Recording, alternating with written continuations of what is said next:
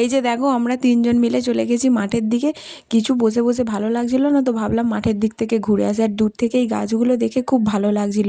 আর আমাদের এখানে দেখো পুরো মাঠ মাঠ, পুরো ধান, যত দূর দেখতে পাবে খালি ধান। এই পাকার টাইম হয়ে গেছে, পেকেও গেছে, অনেক লোক কাটছে, তো এই সামনেরগুলো কাটেনি। তো আমি আমার মা আর কাকিমা মিলে গেছিলাম, বসে থেকে ভালো লাগছিল না, তো ভাবলাম যাই। আর এসেই আমার কাকিমা এখানে লেগে গেছে এই ধানের শীষগুলো তোলা। রোদটাও খুব ভালো লাগছিল, তো আমি ভাবলাম আমি একটু নিজের ভিডিও করে নিই, কিন্তু ওইদিকে একদম তাকানো যাচ্ছিল না, আমি তো তাকাতেই পারছিলাম না। তারপর এদিকে দেখো আমার কাকিমা তুলতে আরম্ভ করে দিয়েছে, আর আমাকেও মানে বলছিল যে তুই দুটো তোল, তাহলে তাড়াতাড়ি হয়ে যাবে। তো আমিও তুলতে গেছি, তারপরে আমাকে বলছে ওইদিকে জোঁক আছে। যেই বলেছে জোঁক আছে, আমি আর ওইদিকে যেতেই চাইছি না ভয়ে। বলছে নে নে তোল, কিছু হবে না। তো বলে কিছুটা তুলেছি, ওর সঙ্গে তো আর আমি পেরে উঠিনি, যতটা পেরেছি তুলেছি। তো বলে এদিকে নিয়ে চলে এসেছি আমরা। এসে তারপর আবার এখানে দাঁড়িয়েছিলাম, দাঁড়িয়ে থেকে দেখছি নাকি একটা করলা গাছ গেছে। তো করলা গাছটাতে এত করলা হয়েছে, তো আমরা দেখে তো আনন্দ পেয়ে গেছি, প্রিয়ের জিনিস বলে কথা।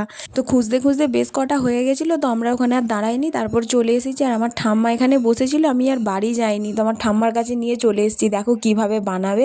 তো আমার ঠাম্মা বলছে এগুলো মানে শুকিয়ে গেলে বেশি ভালো হয়, কাঁচা বেলায় বেশি ভালো হয় না, আর এগুলোকে সমান তুলতে হয়। আমরা তো ওইসব পারিনি, মানে যেরকম পেয়েছি সেরকম মানে তুলে তুলে ছিঁড়ে ছিঁড়ে টেনে টেনে তুলেছি। তো ছিঁড়ে গেছে অর্ধেক জিনিস, ছোট বড় হয়ে গেছে।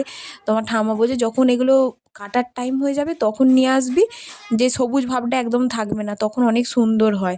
তো আমি বলেছি ঠিক আছে, এখন যখন এটা নিয়ে এসেছি তো এটাই বানিয়ে দাও, আবার পরে নিয়ে এসে দেবো, যখন আমাদের জমিতে যেতে পারবো তখন নিয়ে আসবো। কারণ এটা অন্যের জমি থেকে তুলেছি, এটা আমাদের জমির নয়, আগেই বলে দিচ্ছি। আমাদের জমিতে যেতে পারিনি অত দূর। তো দেখো ঠাম্মা আমাকে বললো এখানটা করে ধর তুই, তাহলে তাড়াতাড়ি হয়ে যাবে। আর আমি তাড়া দিচ্ছিলাম, মানে দেখো পিছনে কত সুন্দর লাগছে মাঠ। চল এবার বাড়ি যাওয়া যাক, এটা হয়েও গেছে। তো আমার মা ওখানে বসেছিল, মা বলছিল দেখি দেখি এরকম হয়েছে, যে তোমরাও দেখে নাও ফাইনাল লুকটা কীরকম হয়েছে জানিও। তো এই ভিডিওটা যদি ভালো লাগে তো like comment share and subscribe করে দিও। আজকের জন্যে বাই।